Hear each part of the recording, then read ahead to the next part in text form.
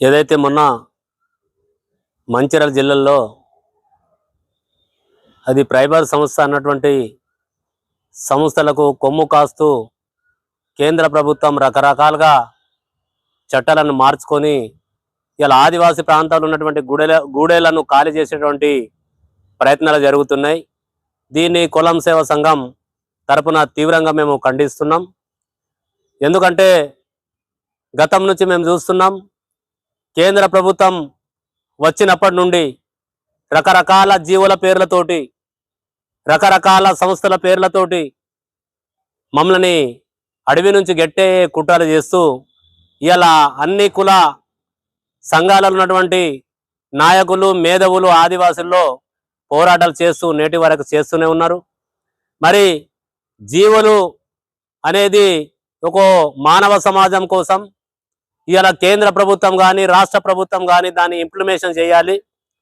ఆ ఇంప్లిమెంటేషన్ చేయకుండా వారికి అనుకూలంగా చట్టాలను మార్చుకొని ఇవాళ గూడెలను ఖాళీ చేసి రిలయన్స్ సంస్థ లాంటి వారికి, ఇలా ప్రైవేట్ సంస్థ లాంటి ప్రైవేట్ సంస్థలకు దాన్ని అప్పచెప్పడం కోసం ఇలా అక్కడ గూడెలు ఉన్న తర్వాత వీళ్ళు ఉంటే గింత ఒకవేళ మేము అక్కడ అడవికి వెళ్ళలేము కాబట్టి వీళ్ళ ఉపయోగం కోసం, వీళ్ళ ఉపాధి కోసం, వీరి యొక్క అభివృద్ధి కోసం ఇలా వేలాది మంది ఆదివాసుల ప్రాణాలతోటి చెలగాటమాడుతున్నటువంటి కేంద్ర ప్రభుత్వం కానీ రాష్ట్ర ప్రభుత్వం కానీ దీనికి ఏ విధంగా చెప్పాలనో మాకు అర్థం కాదు.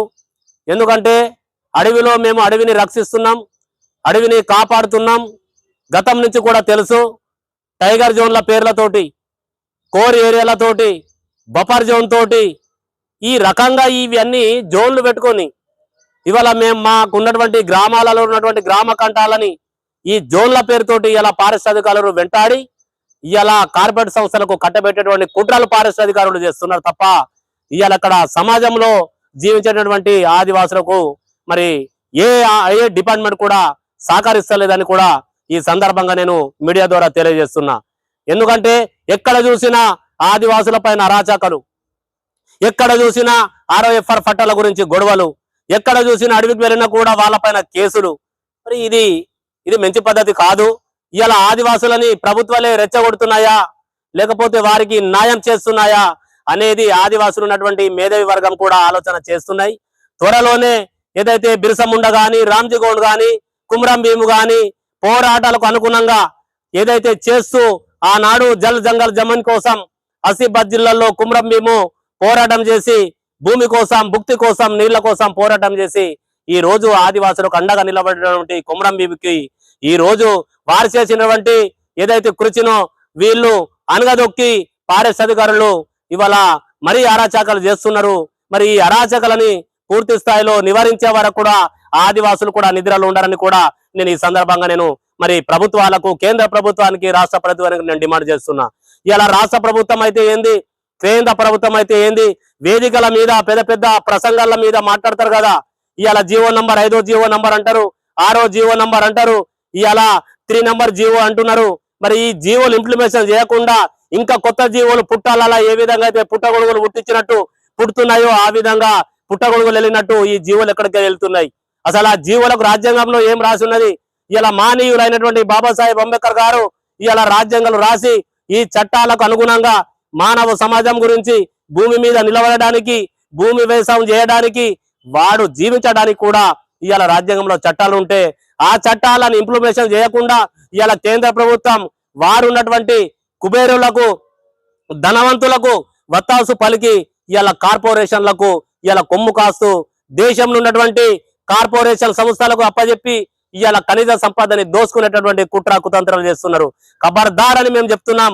ఎప్పటికైనా కూడా ఆదివాసుల జోలిలలా వస్తే మాత్రం ఎప్పుడు కూడా ఉద్యమాలతోటే ఇవాళ ప్రతి ఒక్కటి కూడా కుమ్రం భీము సాధించిన ఉద్యమాలతోటే, రామ్జీ గోండి సాధించారు ఉద్యమాలతోటే, ఇవాళ బిర్సా ముండా గారు సాధించింది ఉద్యమాలతోటే, కుమ్రం సూరు గారు సాధించింది ఉద్యమాలతోటే, ఇలా ఝాన్సీ లక్ష్మీబాయి గారు కూడా సాధించింది ఉద్యమాలతోటే. ఇలా కొత్తగా ఉద్యమాలు కాదు. ఇలా ప్రజాస్వామ్య దేశంలో ప్రజలకు అనుగుణంగా ఉన్నటువంటి రాజకీయ నాయకులు కూడా ఇలా ప్రజల గురించి మేము మాట్లాడతామని ఇలా ఓట్లేసి దండుకొని ఈ రోజు ఇలా మాట్లాడకుండా ముఖం దాచుకుంటా ఇలా ఆదివాసీ గ్రామాలకు వెళ్లకుండా చేస్తున్నారు కదా, రాబోయే ఎన్నికల్లో ఇవాళ ఆదివాసీ గ్రామాలను కూడా ఇవాళ రాజకీయ నాయకులను కూడా ఏ నాయకుడు వచ్చినా కూడా ప్రతి ఒక్క గ్రామంలో వచ్చినా కూడా నిలదీసి మాట్లాడాలని కూడా నేను గ్రామ ఆదివాసీ సోదరులకు పటేళ్లకు దేవర్లకు మాజళ్లకు నేను ఈ రోజు కులం సేవా సంఘం తరపున వారికి నేను మరి పటేళ్లకు విజ్ఞప్తి చేస్తున్నాం. ఎందుకంటే ఇలా పటేల్ వ్యవస్థని చెప్పుకుంటా ఇవాళ ఏదైతే పెసా చట్టం ఉన్నదో పెసా చట్టం ఏదైతే ఉన్నదో ఇవాళ బాబాసాహెబ్ రాసిందే. 5వ షెడ్యూల్ ఏదైతే ఉన్నదో బాబాసాహెబే రాసిండు. 6వ షెడ్యూల్ ఏదైతే ఉన్నదో బాబాసాహెబే రాసిచ్చిండు. ఇవన్నీ మాకు ఆదివాసులకు ఇంతగానో మాకు చట్టాలు ఉండి కూడా ఈ రోజు మా చట్టాలు పనిచేయాలంటే ఇలా కేంద్ర ప్రభుత్వ నిర్లక్ష్య వైఖరి వలన, రాష్ట్ర ప్రభుత్వ నిర్లక్ష్య వైఖరి వలన ఇలా మమ్మల్ని అభివృద్ధి చేస్తాము, మీకు పట్టాలు ఇస్తామని మాకు అడవిలోకి వెళ్ళి వెళ్ళగొడుతున్నారు కదా. అన్ని సంఘాలు కూడా ఏకమయ్యి ఇలా ప్రజా సంఘంలో ఉన్నటువంటి ప్రజాస్వామ్య దేశంలో ఏదైతే మా చర్చ ఉందో దాన్ని అడగడానికి కూడా అన్ని సంఘాలు ఏకమయ్యి పోరాటం మంచిర్యాలలో జరిగినటువంటి పోరాటానికి మేము కూడా పూర్తిగా ఇక్కడ కులం సేవా సంఘం తరపున కూడా ఆదిలాబాద్ జిల్లా కమిటీ తరపున కూడా నేను పూర్తిగా మద్దతు ఉంటానని కూడా నేను కులం సేవా సంఘం తరపున వారికి నేను పిలుపునిస్తున్నా. నేను